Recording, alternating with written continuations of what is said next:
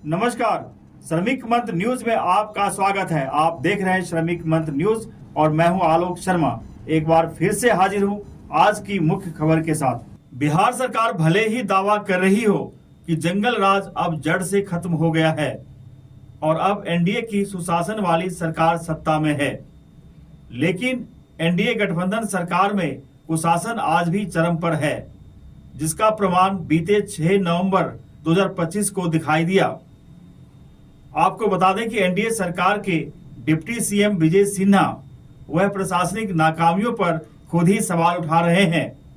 शायद वह भूल गए हैं कि प्रशासनिक व्यवस्था के लिए वे भी उतने ही जिम्मेदार हैं जितने कि मुख्यमंत्री नीतीश कुमार।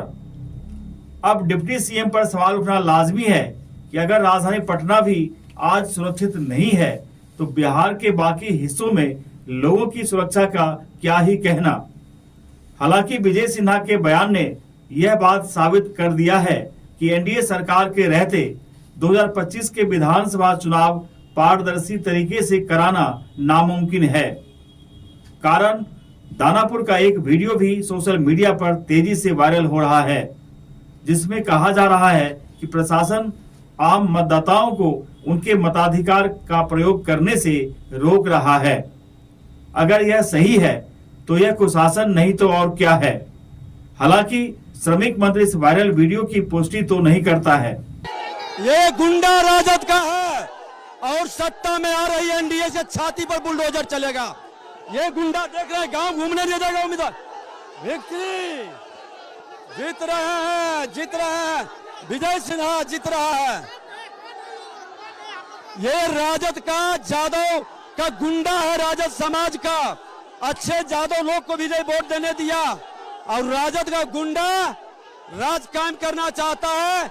इन गुंडों के छाती पर बुलडोजर चलेगा। खोल के विजय सिन्हा इसके छाती पर चलाएगा। नहीं वोट देने दिया। मेरा पोलिंग एजेंट को सुबह ही 6:30 बजे लौटा दिया।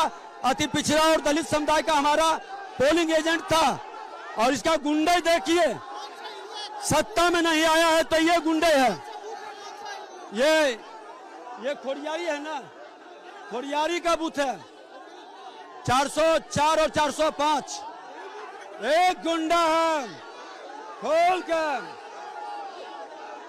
चलो आगे बढ़ाओ गाड़ी। मैं इसी गांव में हूँ, समूचा भीड़ आगे आ रही है। आप स्पेशल फोर्स भेजिए, हम यही धरना पर बैठेंगे। ये गुंडा राज को स्थापित प्रशासन, यहाँ का एसपी इतना कमजोर कायर है, आके बूथ पर कहता है कि शांतिपूर्ण, जब उम्मीदवार को, उप मुख्यमंत्री को घुसने नहीं दे रहा है गांव में, सारा गाड़ी पर पत्थर और गोबर फेंका है। ये गुंडा राजद का गुंडा है और सत्ता में आए बिना इसके गुंडे देख लीजिए कि बिहार के उप मुख्यमंत्री को बाहर जाने के लिए किस तरह से विरोध प्रदर्शन कर रहा है। बूथ पर मेरे पोलिंग एजेंट को सुबह में ही 6:30 बजे लौटा दिया। धमकी देके वोटर को निकलने नहीं दे रहा है। गाड़ी पर पथराव किया है पूरा, देखिए गाड़ी घिनाया, गोबर उबर सब फेंका है, चप्पल फेंका है, जूता फेंका है।